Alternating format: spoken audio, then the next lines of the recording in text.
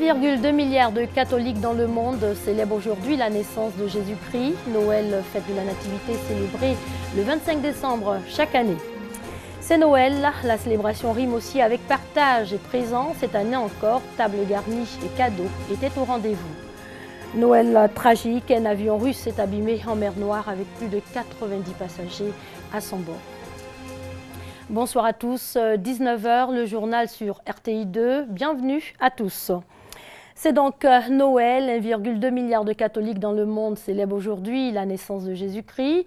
Noël, fête de la Nativité, célébrée le 25 décembre chaque année. La tradition a été respectée. Le réveillon de Noël a eu lieu hier dans les paroisses, églises et temples. Prières et recueillement au menu. Honorine Anigori. De la fête de Noël, c'est Dieu qui se donne à nous et au monde, de par son Fils Jésus, l'Emmanuel, l'expression de son amour. Une invite à l'imiter. La fête de Noël, c'est la fête de l'amour de Dieu, mais c'est aussi la fête de la lumière qui vient briller dans les ténèbres. Ce ne sont pas d'abord les cadeaux, mais c'est le changement positif de nos cœurs pour y mettre l'amour. Et cela ne peut apporter que de la joie dans les cœurs des fidèles catholiques qui lui traduisent leur reconnaissance. En tant que chrétien, en tant qu'enfant de Dieu, de recevoir le Christ qui s'est fait petit afin que nous puissions véritablement rencontrer sa divinité. La naissance de Jésus, ça vient éradiquer beaucoup de choses. Ça nous apporte beaucoup de bonheur, beaucoup d'amour. Et il est là pour nous sauver.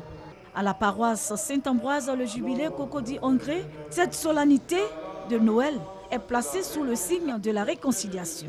À ce titre, un message du cardinal Jean-Pierre Coutoin a été lu par le curé Abbé François Abonga. C'est une grande joie pour nous et savoir que si nous sommes réconciliés, nous sommes sur le chemin de la rédemption. Et si nous sommes sur le chemin de la rédemption, nous aboutirons nécessairement à la restauration de notre dignité d'enfant de Dieu.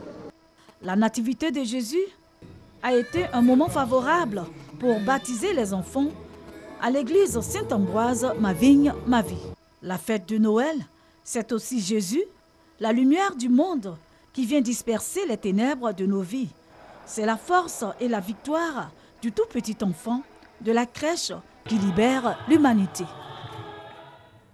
Noël, une fête d'origine païenne chez les Juifs dès le 1er siècle avant Jésus-Christ, l'on célébrait à Rome le culte de Mithra, la divinité perse de la lumière. On faisait une fête le 25 décembre pour le solstice d'hiver. Noël désormais fête de la Nativité. Au Vatican, le pape François a appelé hier les fidèles catholiques à éprouver de la compassion pour les enfants qui souffrent des guerres et de la misère. Le pape François qui ce dimanche a lancé un appel à la paix en Syrie. C'était à l'occasion de son traditionnel message de Noël avant la bénédiction Urbi et Orbi. À Bethléem, une ville située en Cisjordanie au sud de Jérusalem, l'atmosphère était festive. Ce n'était pas le cas l'année dernière. Pour rappel, une vague de violence avait secoué Israël et les territoires palestiniens. Cette année, 2500 fidèles palestiniens et étrangers ont pris d'assaut la basilique de la Nativité bâtie sur la grotte où, selon les chrétiens, le Christ serait né.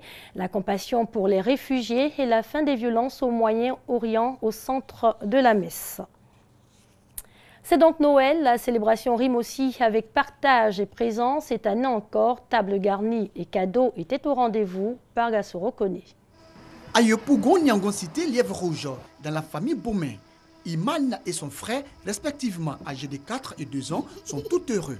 Eux qui ont reçu des cadeaux de la part de leurs parents à l'occasion de la fête de Noël.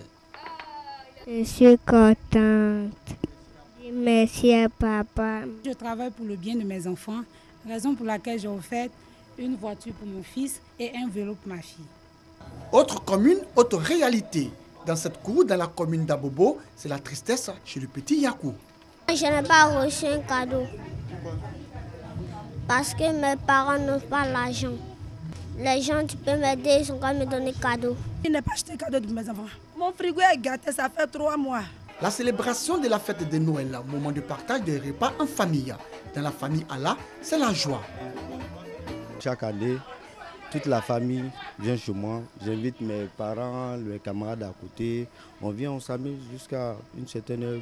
Nous venons soutenir notre grand frère. Alors, c'est la joie pour toute la famille et encore, je dirais, pour toute la Côte d'Ivoire. Pendant que les hommes esquissent quelques pas de danse, les enfants, eux, mettent leurs plus beaux vêtements.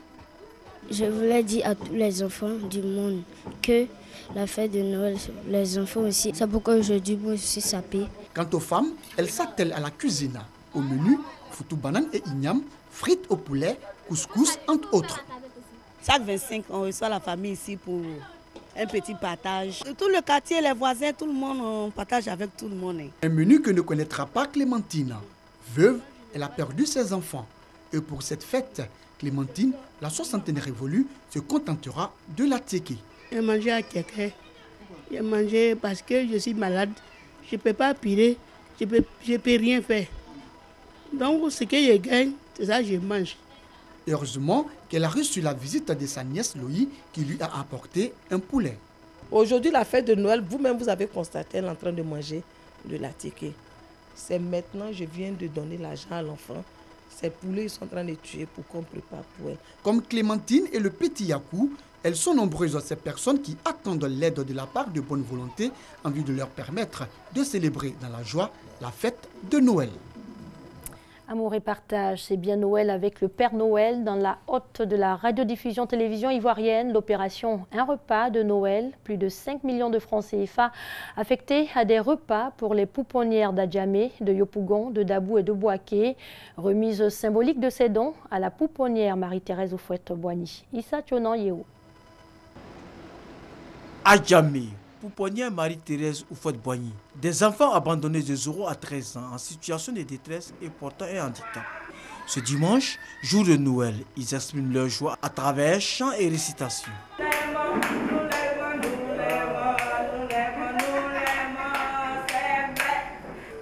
La RTI, radiodiffusion télévision ivoirienne, média de service public, a fait parler son cœur en ce jour, en offrant des plats à ses enfants et à ceux de Yopougon, Dabou et Boaké dans le cadre de son opération Un repas de Noël. Le travail qu'ils font est extraordinaire.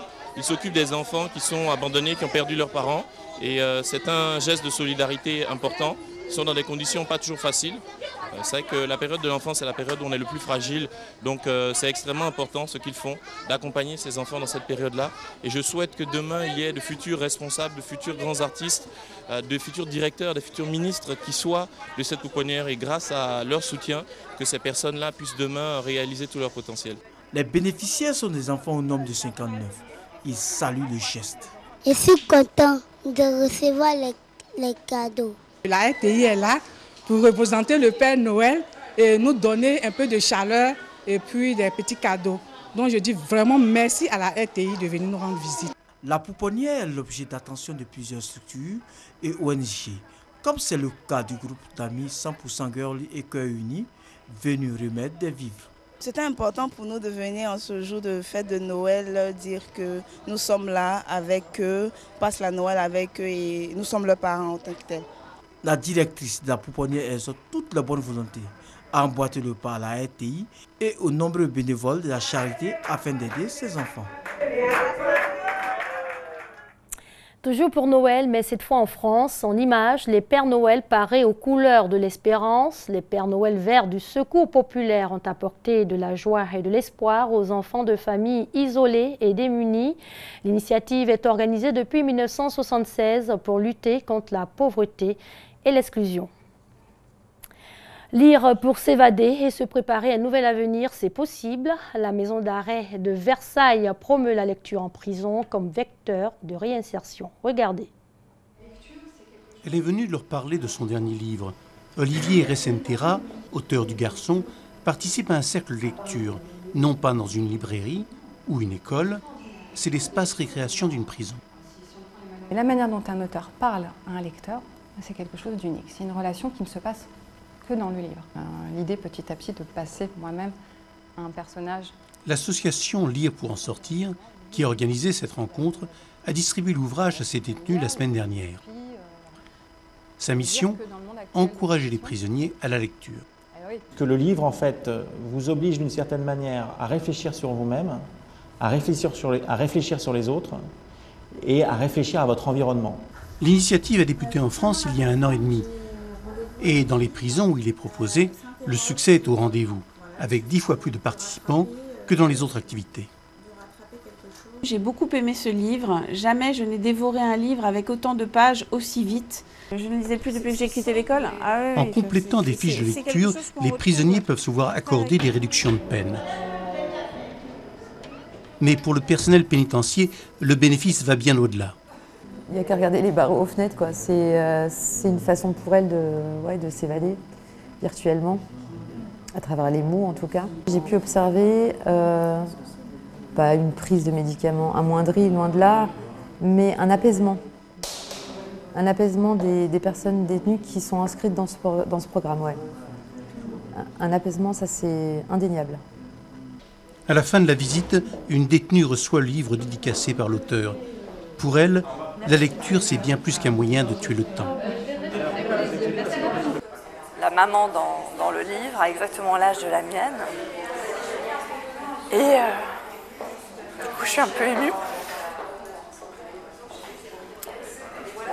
Parce qu'en fait, la prison, ça nous prive de voir nos parents vieillir. Et on ne voit pas notre enfant grandir, mais on ne voit pas nos parents vieillir non plus. Lire pour en sortir espère étendre son programme à d'autres prisons et gagner 10 000 nouveaux lecteurs. Et en bref, et en image, une ressortissante franco-suisse enlevée hier samedi à Gao, dans le nord du Mali. L'identité des ravisseurs et les circonstances de l'enlèvement pas encore élucidées. La franco-suisse enlevée travaillait dans l'humanitaire, dans cette région instable du Mali qu'a fréquentée par les groupes djihadistes. Ils se sont battus sous le drapeau bleu-blanc-rouge. 50 ans après, les tirailleurs sénégalais seront bientôt naturalisés français. Il a précieusement sauvegardé certains documents d'époque. À 88 ans, Yoro conserve un souvenir intact de ses années passées dans les rangs de l'armée française. Il garde en mémoire la bataille du Tonkin, la plus difficile de sa carrière militaire. C'était la guérilla. C'était pas une guerre frontale. Si vous avez l'ennemi devant vous, vous pouvez vous défendre, savoir. Mais là-bas, c'est une guérilla. Alors, une guérilla, ils utilisaient tous les moyens. J'ai perdu beaucoup de camarades en Indochine. Beaucoup de Français, Européens qu'Africains. Ancien du 24e RTS, régiment des tirailleurs sénégalais, il a combattu en Indochine puis en Algérie. Depuis toutes ces années, Yoro perçoit bien sa pension d'ancien combattant. Mais il n'a jamais pu obtenir la nationalité française. Une revendication qu'il partage avec un groupe de tirailleurs sénégalais qui vivent dans ce foyer en Seine-Saint-Denis. Tous ont le sentiment d'avoir été délaissés par l'État français. Quand on était recruté dans l'armée française, on nous considérait comme des Français. Mais quand on a quitté l'armée française, on est Sénégalais. Une situation qui a touché Aïssata Seck, elle-même petite fille d'un tirailleur sénégalais. Élue socialiste à Bondy, en charge des anciens combattants, elle s'est impliquée pour les soutenir dans leur démarche. Monter les dossiers, c'est ce qu'il y a de plus long parce que quand ils reçoivent le dossier avec les demandes de pièces à fournir, eux doivent soit retourner au Sénégal, soit voir avec leur famille au Sénégal pour voir dans quelle mesure ils peuvent récupérer un certain nombre de documents. Le plus difficile, c'est l'acte de naissance des parents ou des grands-parents. Ça, c'est juste impossible à avoir, sachant qu'à l'époque de naissance de leurs parents, donc je parle bien des parents des tirailleurs sénégalais, il n'y avait pas de registre. Sans résultat, l'élu est passé à la vitesse supérieure. Elle a lancé une pétition qui a recueilli plus de 60 000 signatures. En réponse, elle a finalement reçu une lettre du chef de l'État. C'est forcément l'aboutissement de l'action et surtout c'est un écrit, c'est un papier officiel, donc on ne peut pas revenir en arrière. Même si cette reconnaissance arrive un peu tard, les tirailleurs sénégalais n'en retiennent que le positif. Le sentiment, c'est d'avoir ce que nos anciens n'ont pas eu. De 14 n'ont pas eu, ils l'ont cherché, pourtant ils ont demandé. Ceux de 39-45 n'ont pas pu l'avoir. Et si ça tombe, nous sommes la troisième génération, l'Indochine et l'Algérie. Nous sommes vraiment satisfaits.